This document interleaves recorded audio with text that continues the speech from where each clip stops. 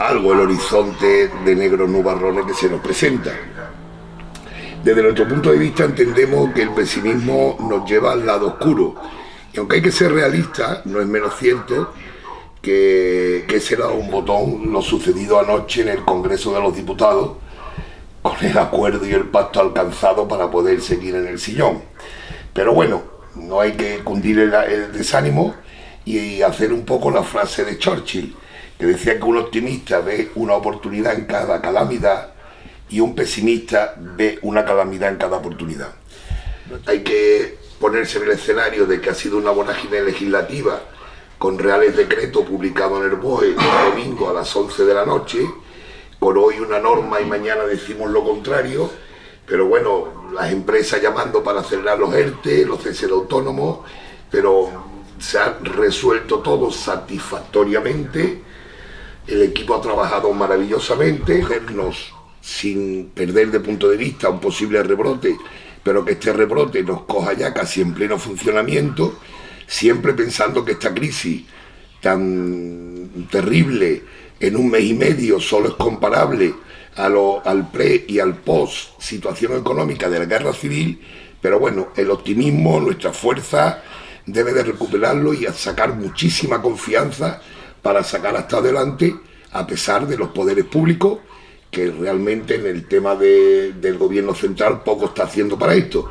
Pero que bueno, tengan cierta comprensión con este ponente, dado que tienen que ser conscientes que la materia que vamos a tratar hoy es absolutamente novedosa, tan novedosa que se publicó el 13 de mayo y por lo tanto prácticamente hemos tenido muy poco tiempo para poder digerirla, e incluso al día de hoy ni siquiera disponemos de los criterios administrativos que va a utilizar la propia Tesorería de la General de la Seguridad Social y la Inspección de Trabajo para interpretar o aplicar la norma, que es lo que normalmente se viene denominando como doctrina administrativa, y tampoco disponemos de los criterios judiciales que van a utilizar los propios tribunales de justicia para aplicar a la norma, que es lo que se denomina normalmente como doctrina judicial o jurisprudencia, la cual además va a tardar, creo que bastantes interpretaciones, genera mayor inseguridad jurídica que una norma que quepan pocas interpretaciones, la cual genera mayor seguridad jurídica. Por lo tanto, cuanto más interpretaciones, menor seguridad jurídica, y cuanto menos interpretaciones, mayor seguridad jurídica. Teniendo en cuenta este escenario actual de inseguridad jurídica, os voy a intentar trasladar mi opinión sobre la materia y además entiendo que de determinados artículos que puedan caber distintas interpretaciones os le iré mencionando para que podáis disponer al menos de unos parámetros que os puedan servir a la hora de tomar decisiones o establecer estrategias empresariales en este periodo de transición hasta la plena estabilidad, hasta la plena actividad empresarial. Con carácter general, hacernos la pregunta de qué ha pretendido el legislador al publicar esta norma jurídica, ¿vale? Entonces tenéis que tener claro, o por lo menos voy a recordar, que como bien sabéis, el decreto de estado de alarma supuso en su momento la suspensión, limitación, restricción, como lo queráis vosotros llamar, de determinados derechos fundamentales y otros derechos que afectaron en su totalidad a nuestra vida diaria, y como no puede ser de otra manera, también afectó al funcionamiento diario de la empresa, impidiendo su actividad o incluso limitándola. Bueno, pues ante ese escenario, ante esa situación, el gobierno en su momento dictó una batería de normas jurídicas para dar respuesta a la problemática que se planteaba en esas circunstancias respecto a los trabajadores y respecto a las propias empresas. Desescalada en la que vamos progresivamente recuperando una serie de derechos que nos permiten, en cierta medida, recuperar también determinada actividad empresarial de forma parcial, de forma total, o incluso a día de hoy todavía no se puede realizar la misma. Pues ante este escenario, precisamente este Real Decreto Ley que publica el Gobierno pretende acompañar a la empresa en este tránsito de inactividad hasta la plena actividad, adoptando una serie de medidas que en cierta medida o puedan ayudar a la empresa a que este trance sea lo menos traumático posible y lo menos gravoso, ¿no? Causa restrictiva para el ejercicio de la actividad. ¿Esto qué quiere decir? Que si el 30 de junio o el 1 de julio incluso se mantuviese determinadas restricciones en nuestra actividad mercantil o comercial que nos impidiese desarrollar nuestra actividad con normalidad, incluso estando incurso en una causa de fuerza mayor parcial, pues el ERTE se extinguiría, ¿no? Esto es lo tan famoso que ahora se está hablando, que estos ERTE, dado que ya la fecha de finalización se ha fijado para el 30 de junio, quedan definitivamente desvinculados de la duración del estado de alarma y desde mi punto de vista incluso me atrevería a decir a priori que también quedan desvinculados de las fases de desescalada tal y como está redactado el artículo, salvo las precisiones que, bueno, un poco más tarde haré sobre esta cuestión, ¿no? Para lo que voy a incidir en esta cuestión, y voy a poner un ejemplo. Suponer hipotéticamente que Sevilla ha llegado el 30 de junio o sigue la fase 2 porque bueno, no ha ido cumpliendo los requisitos que ha establecido el gobierno para la desescalada, ¿no? Y determinadas actividades económicas pues tienen restringida parte o tener restringido poder desarrollar su actividad con plenitud, ¿no? Pues llegado el 1 de julio, el 30 de junio finalizaría el ERTE, el 1 de julio seguiría en la misma circunstancia, pero sin la cobertura de este ERTE por fuerza mayor o parcial. A los sectores, las circunstancias de cada uno, ¿vale? Y además, pues entiendo que apoya esta tesis también el hecho de que a lo largo de la norma vemos que para determinada aplicación de determinados artículos, la propia norma dice o prevé que se pueda tener en cuenta las circunstancias del sector al que pertenece la empresa e incluso determinadas circunstancias particulares de la propia empresa. Entonces entiendo que si en determinadas circunstancias lo prevé, pues también podríamos intentar que fuese extensible podríamos decir, a la cuestión principal, que es que te determinen o te puedan considerar en fuerza mayor total o fuerza mayor parcial, ¿no? Dicho esto, no obstante, si pese a lo que hemos comentado aquí resulta que finalmente la Administración dicta una resolución que es contraria a nuestros intereses o que no estamos conformes con ella, bueno, siempre nos quedará la posibilidad de recurrirla judicialmente y, bueno, normalmente los juzgados suelen ser más sensibles, los tribunales suelen tener un poco más de sensibilidad a la hora de tener en cuenta las circunstancias particulares de cada uno y bueno, podríamos incluso, o para que quede un poco más tranquilo, pues entiendo que la posición que estaba comentando o esta interpretación podrá tener en su momento también una batería de fundamentos jurídicos que lo puedan respaldar, ¿vale? Por lo tanto, tengo que incorporar a la misma, aunque sea parcialmente. Bueno, pues aquí la norma no especifica nada, no deja, por decirlo de alguna manera, un poco a la discrecionalidad del propio empresario o que sea él el que determine cuántos trabajadores necesita para reiniciar su actividad, aunque sea con carácter parcial, ¿vale? Sí os quiero decir en este punto que, hombre, es conveniente que a la hora de incorporar o reiniciar la actividad sigáis un poco un criterio lógico y proporcional, ¿vale? Que tengáis cuidado con este tema, porque si por lo que sea os llega una inspección sobre esta cuestión, no es de extrañar que puedan verificar cómo estáis haciendo la reincorporación de la plantilla y si los que estáis reincorporando son acordes con la situación de actividad de la empresa, ¿vale? Por lo tanto, por poner un ejemplo, si resulta que en ese bar que hemos hablado anteriormente, que tenía 20 veladores o 20 mesas en la terraza, cuando trabajaba en situaciones de normalidad o su actividad era normal, para atender a esas 20 mesas, pues disponía de 4 camareros y ahora puede abrir con 10, bueno, pues que... ¿Se ha cortado? ¿Se ha cortado? No. Y ahora puede abrir con 10. No se ha cortado, ¿no? Y ahora puede abrir con 10, pues evidentemente lo lógico es que incorporase a 2 trabajadores, ¿no? Bueno, o al menos vayan por esas líneas, ¿no?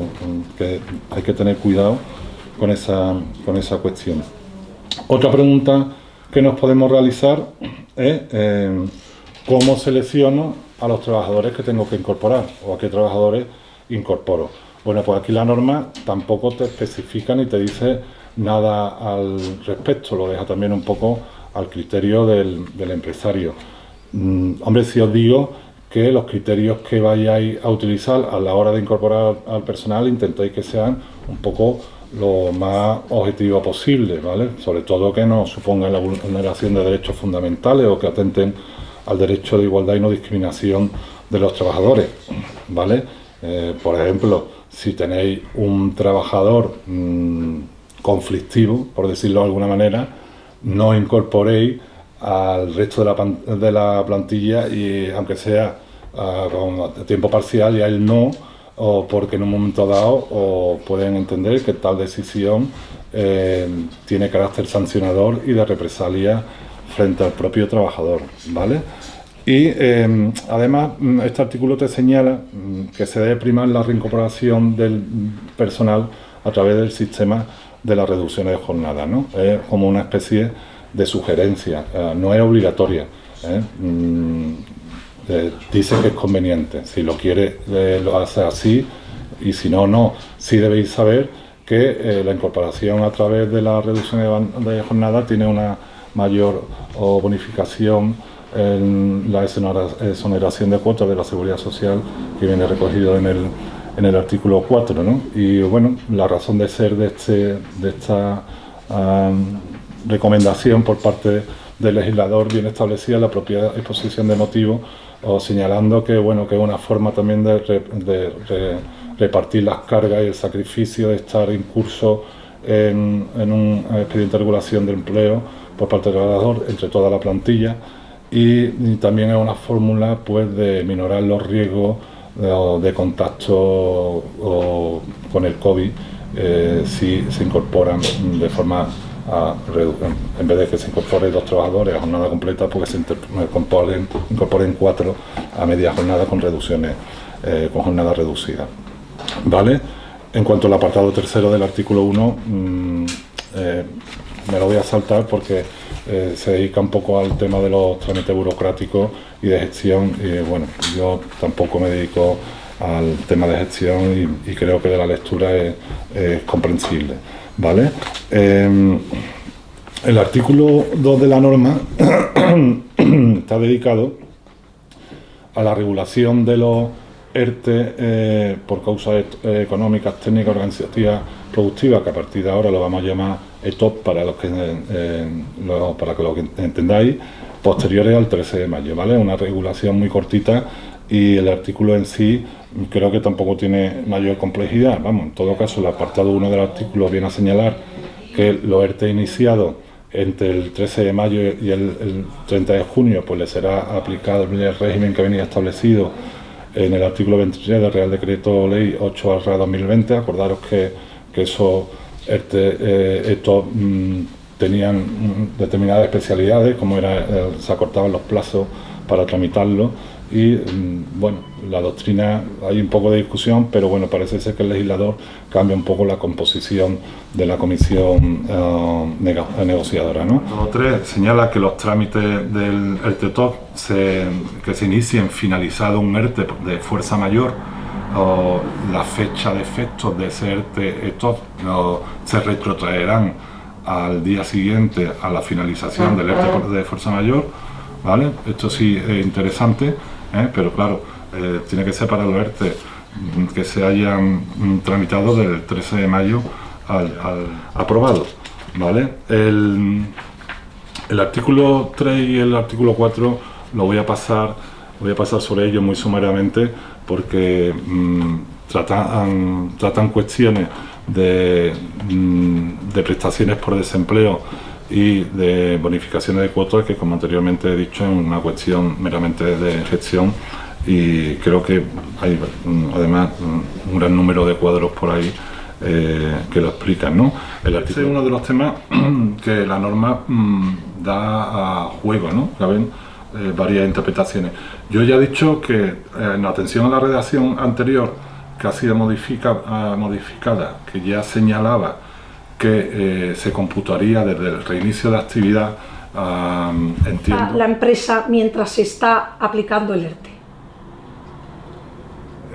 Pero ¿cómo cotiza? A nivel de trabajadores. De los trabajadores, bueno. Pues, sí, a nivel de la Seguridad Social y Tesorería. En el artículo 4 de este Real Decreto se establece las nuevas bases de cotización, bueno, las nuevas exenciones a la base de cotización, ¿vale? Y dependiendo de en qué tipo de ERTE nos encontremos, si es un ERTE por fuerza mayor total o fuerza mayor o parcial, y dependiendo de si la... Y bueno, nosotros nos hemos remitido respecto al tema del paro, a la medida excepcional que adoptó el Gobierno con el ERTE por fuerza mayor derivado del COVID, en donde se dice que no se consuma paro, es decir, que el tiempo que tiene acumulado el trabajador para la prestación por desempleo, en ese punto se mantendrá con independencia de la situación en la que se encuentre el paro. Por lo tanto, en los tiempos de COVID y mientras sigamos en el estado de alarma y con los ERTES hasta 30 de junio, todo el paro es acumulativo desde el momento de inicio de estado de alarma y desde donde se quedó la situación laboral hasta el primer día de comienzo del ERTE. Por otro lado, se nos pregunta cómo se calcularía la prestación a recibir a final de mes. ¿De calcular una suspensión laboral o una reducción de jornada? ¿Cuáles son las? Lo que serían las diferencias a aplicar a la hora de calcular. De calcular el que... Sí, ¿cómo calculamos lo que es una suspensión laboral a una reducción o reducir la jornada? Una suspensión de contrato que no presta un servicio de ningún tipo para la empresa, queda totalmente suspendido a jornada completa o a la jornada que tuvieses contratado con la empresa. Y una reducción de jornada es que sobre tu jornada de trabajo, ¿vale?, te aplican una reducción, A lo mejor, si está, para que me entiendas, está la jornada completa, pues puede estar el 50% trabajando y el 50% pues inserto el 50% de tu jornada persiguiendo la prestación correspondiente, ¿vale? Está claro que se han obviado esas recomendaciones, y una reforma de una ley tan profunda como la reforma laboral me parece un error con una calamitosa perspectiva que nos puede traer a la economía española, pero muy calamitosa, detrás de la rueda. Tomemos el ejemplo un poco de Italia, que durante 40 o 50 años han tenido cerca de 70 gobiernos y han sido la sexta y la séptima potencia. Vamos a empezar a caminar como sea y a caminar con nuestro ímpetu y con nuestra fuerza, porque poco podemos esperar de este gobierno, sinceramente hablando.